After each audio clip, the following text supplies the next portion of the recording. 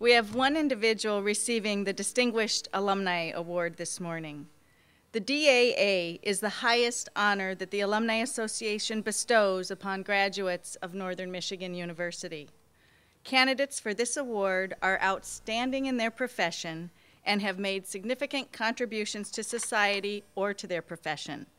This individual must have demonstrated leadership in both work and volunteer endeavors, and the recipients of this award have achievements far beyond normal expectations. I believe that some of our previous DAA recipients are with us today also. Could those of you in the audience who have received the DAA award please stand?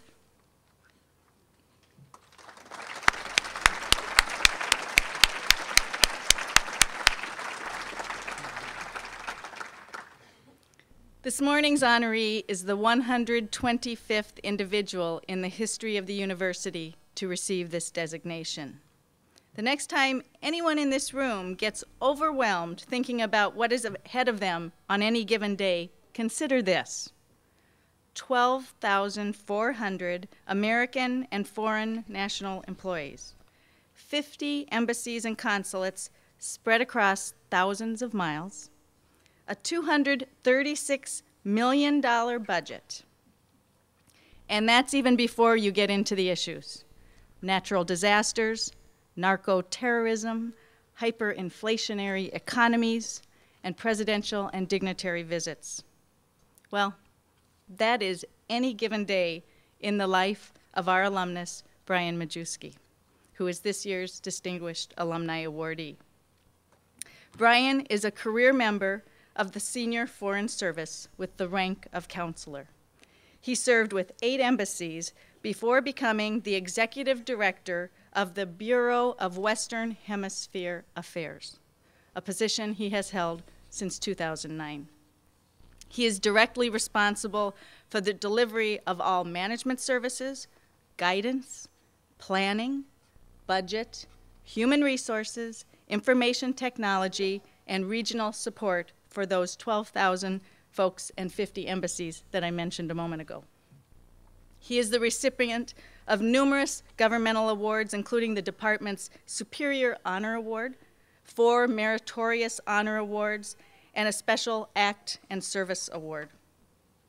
In his own words, Brian had this to say about the work that he does: "I have had opportunities in a career that has been fascinating for its diversity of challenges and ability to meaningfully serve and represent the American people. The pride of walking into a building in a foreign capital with the American flag flying over it never leaves me." No iPad, just this little note. Dr. Wong, members of the Board of Directors of the Alumni Association, distinguished faculty members, current and retired, and invited guests. This is a singular honor for me, one in which I am deeply humbled. 35 years ago, I graduated from Northern Michigan University. There wasn't a particular plan in my mind as to the direction I was going to be going. All I knew was that I felt prepared to head out into whatever it was that the good Lord and opportunity put in front of me. I have not had many opportunities to return to campus because for the past 30 years, most of those years have been spent living abroad. Although I did return 20 years ago, I brought my oldest son here, hoping, it was a recruitment trip. I was hoping that he would choose NMU to attend. He had other ideas, of course, as he always did when he came to his parents.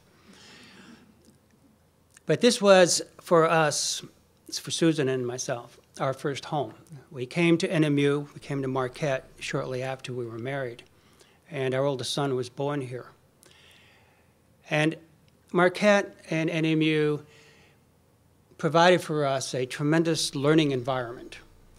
The professors that I had the privilege to study under were dedicated and caring individuals who have tremendously impacted my life. 4 years after graduating, I had the opportunity a great privilege, actually, to be accepted into the Foreign Service. And at that time, Susan and I discussed it, and we thought, well, look, this will be just kind of a detour in our life. We'll spend a few years abroad, see a little bit of the world, and then come back and maybe go back into teaching and raise our family and do the things that normal people do. But three things happened. One was, it was fun. I had a tremendous amount of fun. Secondly, it was a sense of contribution in representing this great nation of ours and the wonderful people of the United States as a diplomat abroad that I would not exchange for anything.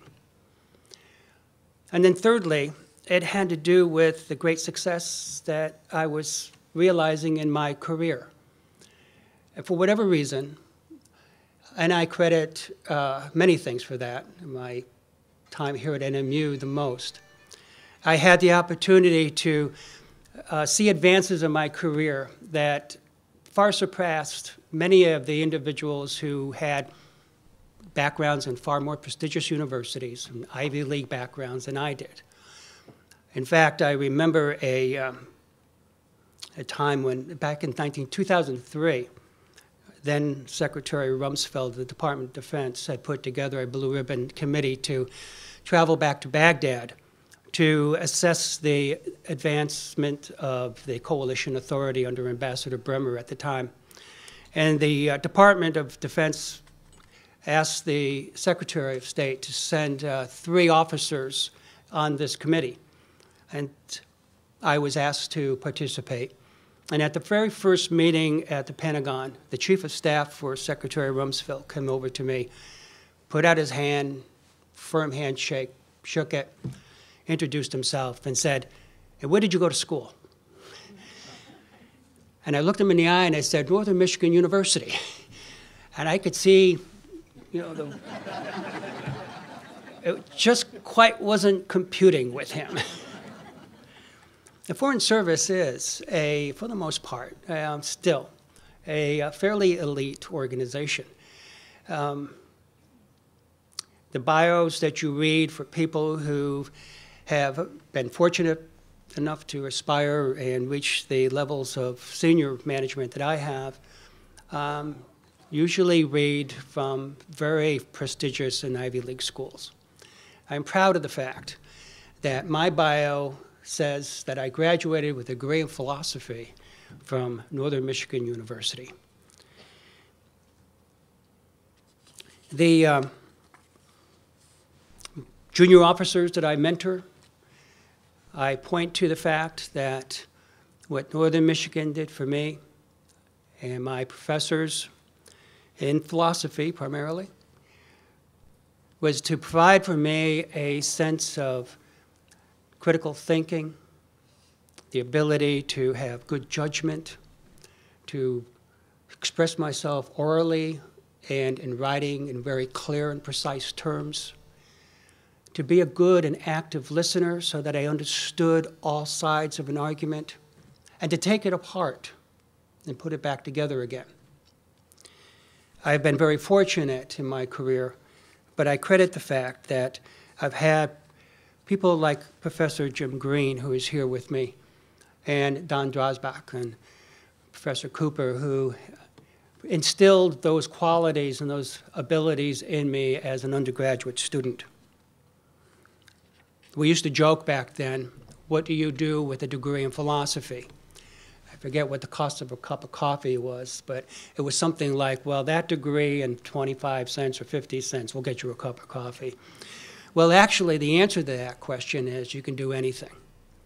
Because the qualities that I learned here as a philosophy student are the same qualities that private sector is looking for as well.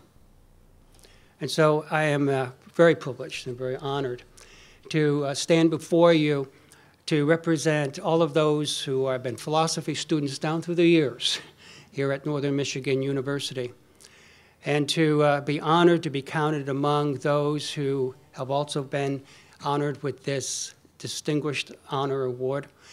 To thank you and to dedicate my my years ahead, which probably will only be another year or so before I retire, but to provide, what I hope to be is a platform for furthering the goals of the university, those that I speak to, those that I represent myself to. I'm proud to be an NMU Wildcat. I'm proud to have had this opportunity to live here in Marquette, Michigan. And I thank you very much.